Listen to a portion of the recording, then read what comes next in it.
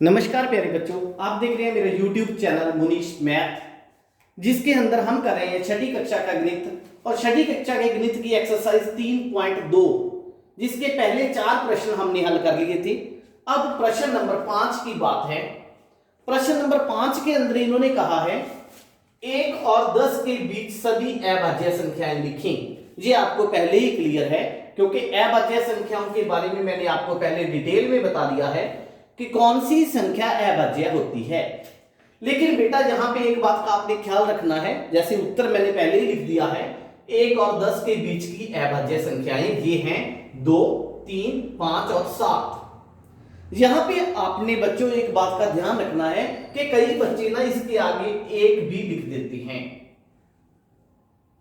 उनको ये लगता है कि 1 भी अभाज्य संख्या है, किसी के पहाड़े में नहीं आती। बेटा पर हमने जो अभाज्य की परिभाषा की थी उसके हिसाब से अभाज्य संख्या वो संख्या होती है जिसके सिर्फ 2 ही गुणनखंड होते हैं। यहां पे 1 है जो, इसका तो सिर्फ एक ही गुणनखंड है, वो खुद। इसलिए जो 1 है वो ना तो भाज्य संख्या है न ही अभाज्य संख्या है। क्लियर हो गई बात। उसके बाद प्रश्न नंबर 6 की बात है।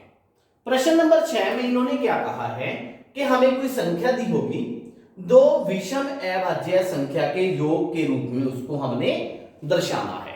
मतलब 44 को पहला नंबर प्लस दूसरा नंबर, दोनों नंबरों के योग के अंदर इसको लिखना है। ये भी अभाज्य होना चाहिए, ये भी अभाज्य होना चाहिए। क्लियर हो गई ना बात कि 44 है, 2 संख्याओं का योग लिखना है जिसका योग 44 आए और दोनों संख्याएं क्या हो, अभाज्य हो। अगर हम 1 से शुरू करते हैं, 1 तो खुद ही नहीं है, ठीक है। फिर 2 देखें, ठीक है। अगर मैं यहां पे 2 लिखता हूं तो मेरे को यहां पे क्या लिखना पड़ेगा, 42, क्योंकि 42 प्लस 2 44 होता है, ठीक है। ये अभाज्य है। पहली बात, ये अभाज्य तो है पर विषम नहीं है, ठीक है। फिर ये अभाज्य नहीं है, चलो इसको भी मिटा देता हूं। उसके बाद मैं 3 लिखता हूं, 3 लिखा तो दूसरी तरफ मैं क्या लिखूंगा, 41। 41 प्लस 3 44 होता है ना। अब ये भी अभाज्य, ये भी अभाज्य, तो आंसर सही है हमारा। इसका बी पार्ट में इन्होंने दिया है 36। 36 को लिखो 2 अभाज्य संख्या के रूप में। 1 नहीं लिखते, 2 नहीं लिख सकते, 3 उस साइड 33 आएगा, 33 प्लस 3 36 होता है, नहीं लिख सकते क्योंकि 33 है जो वो 3 के पहाड़े में आता है। 4 नहीं लिख सकते क्योंकि 4 तो पहले ही अभाज्य नहीं है। 5 और 31, यस, 5 और 31, देखो दोनों अभाज्य हैं और दोनों का योग 36 बनता है। सी पार्ट, इसका सी पार्ट के अंदर इन्होंने दिया है 24, तो 24 कैसे लिखेंगे, मेरे को तो वैसे ही याद है ये 19 प्लस 5 लिख लो, जब 5 प्लस 19 24 आ गया। डी पार्ट के अंदर है हमारे पास 18 देखो, फिर आप ये भी 5 के साथ आ जाएगा क्योंकि 5 प्लस 13 दोनों अभाज्य हैं, दोनों का योग 18 बनता है। ये आपका छठा प्रश्न था, ठीक है। उसके बाद 7वें प्रश्न में इन्होंने कहा है अभाज्य संख्याओं के 3 युग्म लिखें। क्या लिखना है हमने, 3 युग्म जिनका अंतर 2 हो। मतलब 2 अभाज्य संख्याएं लिखनी है हमने, मतलब उन दोनों का अंतर 2 का होना चाहिए। कितने का अंतर होना चाहिए, 2 का। तो पहला युग्म आएगा 3, 5, देखो दोनों अभाज्य हैं, दोनों में 2 का अंतर है। और बताओ कोई, 3 5 हो गया, 7 9 9 नहीं है वहां पे, ठीक है। फिर 9 11 नहीं है, 11 13, यस 11 13 दोनों अभाज्य, 2 का फर्क। फिर 13 15 15 अभाज्य नहीं है, ठीक है। 17 19, हाँ 17 19, आंसर आ गया। क्लियर। क्वेश्चन नंबर 8 के अंदर इन्होंने कहा है संख्याएं दे रखी हैं। ए संख्या है 23, बी संख्या है हमारे पास 51 51, सी है 37 और डी संख्या है हमारे पास 26। कहता है कौन सी संख्या अभाज्य है। तो ये फिर यहां पे ए भी अभाज्य संख्या है और सी भी अभाज्य संख्या है, क्योंकि ये 17 के पहाड़े में आता है। ये तो आपको पता ही, काफी के पहाड़े में आता है, 2 के में भी आता है, 13 के में भी आता है। क्लियर। ये क्वेश्चन नंबर 8 था। उसके बाद क्वेश्चन नंबर 9, नौवां प्रश्न क्या कहता है हमें, 100 से छोटी क्रमागत भाज्य संख्याएं लिखें जिनके बीच में कोई अभाज्य संख्या नहीं है। भाज्य लिखनी है, 100 से छोटी लिखनी है, 7 होनी चाहिए क्रमागत। ऐसी 7 क्रमागत अभाज्य संख्याएं लिखें जिनके बीच में कोई अभाज्य संख्या नहीं है, ये लिखना है हमने। ठीक है, तो हल के अंदर हम लिखेंगे 7 क्रमागत भाज्य संख्याएं। कौन सी होनी चाहिए 7 क्रमागत भाज्य संख्याएं, बताओ फिर। सोच के देखिए बेटा, ऐसी कौन सी 7 संख्याएं बनेंगी जिनके बीच में कोई भी अभाज्य संख्या नहीं आती। तो इसका उत्तर जो है हमारे पास 90, 91, 92, 93, 94, 95, 96। ठीक है, देखो इनके अंदर, ये देखो 90 क्लियर ही है, 2 के पहाड़े में भी आती है, काफी की आता है। 91, 91, 13 7 91 होता है ना। 92, ये तो वैसी सम संख्या है क्योंकि पीछे इसका इकाई का अंक 2 है, तो ये तो भाज्य हो गई। 93, जो 93 संख्या है ये 31 के पहाड़े में आती है। 94 सम संख्या आ गई। 95 5 के पहाड़े में आ जाएगी। 6 96 सम संख्या आ गई। तो ये सभी जो मैंने संख्याएं लिखी हैं कौन सी हैं, भाज्य हैं, और सातों की सातों लगातार हैं। क्लियर बात हो गई ना। 7 क्रमागत भाज्य संख्याएं, आपने याद रखना है इसको। उसके बाद प्रश्न नंबर 10,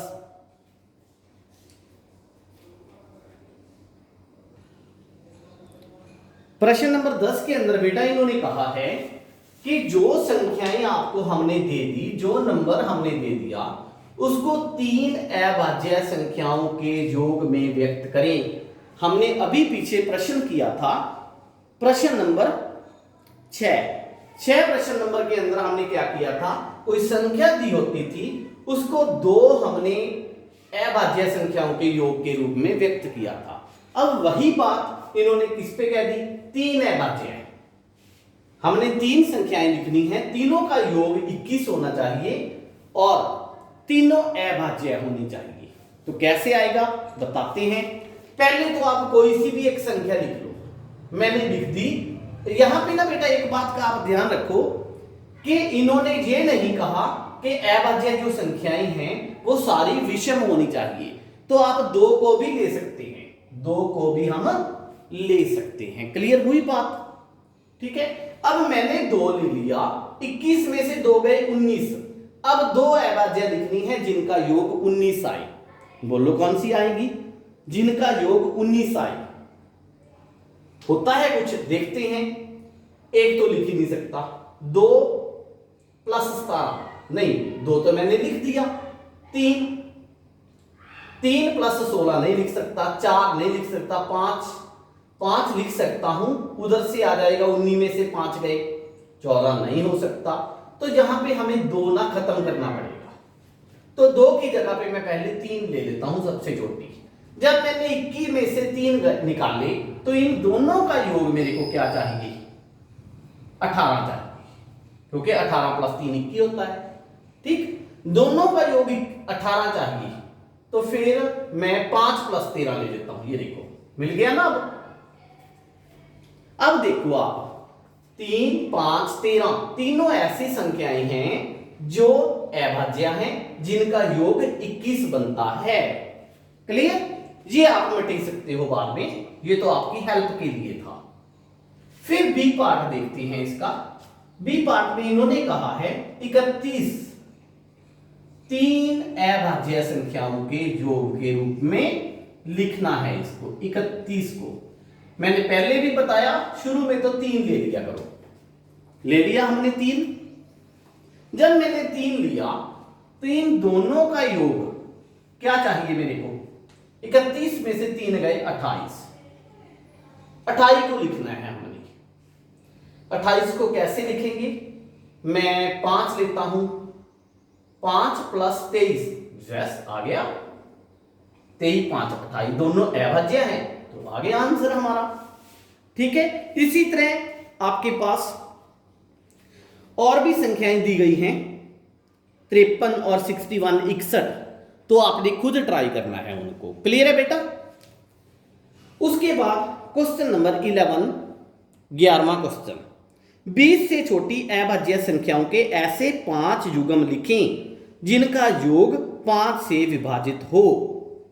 ठीक है, जिनका योग 5 से विभाजित हो। क्वेश्चन नंबर 11 के अंदर क्या लिखा है?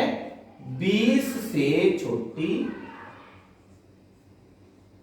अभाज्य संख्याओं के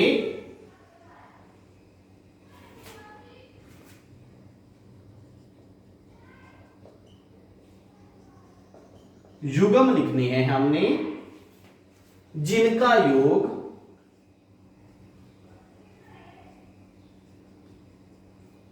5 से विभाजित है।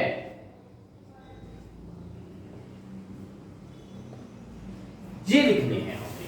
तो हल के अंदर हम पहला युग्म लिखते हैं। पहला युग्म लिखते हैं, इन्होंने हिंट नहीं दे रखा है, वो 7 + 3। 20 से छोटी चाहिए, अभाज्य संख्याएं चाहिए, दो युग्म लिखने हैं, उनका जोड़ जो है, उनका योग जो है वो 5 से विभाजित होना चाहिए। देखो 7 + 3 कितना आ गया? 10 आ गया ना, 10 5 पर विभाजित है। क्लियर? ये देखो। फिर दूसरा हमने 3 युग्म लिखनी है इसकी। कोई और युग्म लिखो, 20 से छोटी कोई भी हो। हमने लिखा 7, 3। फिर हम 5 के साथ लिख देते हैं कोई। 5, 10, 15 होता है, क्योंकि 5 पे विभाजित संख्याएं जो होंगी वो या तो योग 5 आना चाहिए, 10 आना चाहिए, 15 आना चाहिए, 20 आना चाहिए। ठीक है, 25 भी आ सकता है क्योंकि हमने 2 संख्याएं लिखनी है। तो अगर मैं यहां पे 5 लिखता हूं तो दूसरी मेरे को क्या लिखनी पड़ेगी?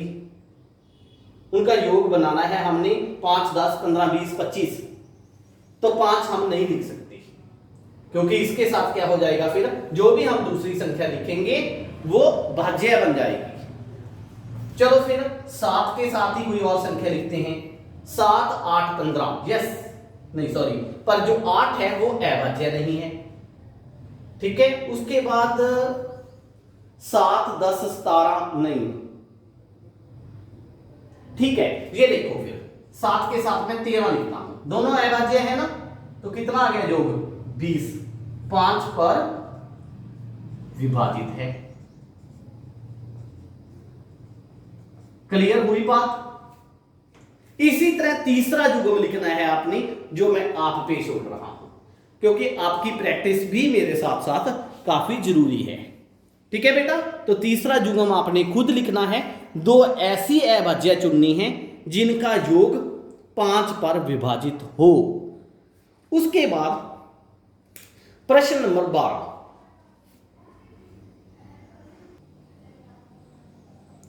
प्रश्न नंबर 12 के अंदर इन्होंने हमें खाली स्थान दिए गए हैं, रिक्त स्थानों को भरना है हमने। तो पहला है हमारे पास, वह संख्या जिसके केवल 2 ही गुणनखंड होते हैं, बता रखा है आपको, उसको क्या बोलते हैं हम? अभाज्य संख्या।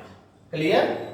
उसके बाद वह संख्या जिसके 2 से ज्यादा गुणनखंड होते हैं, उसको क्या बोलते हैं हम? भाज्य संख्या। तो फिर वह संख्या जिसका 2 से कम गुणनखंड होते हैं, 1 न तो भाज्य के अंदर आती है, न ही अभाज्य के अंदर आती है। चाहे आप अभाज्य पहले लिख लो, भाज्य इधर लिख लो।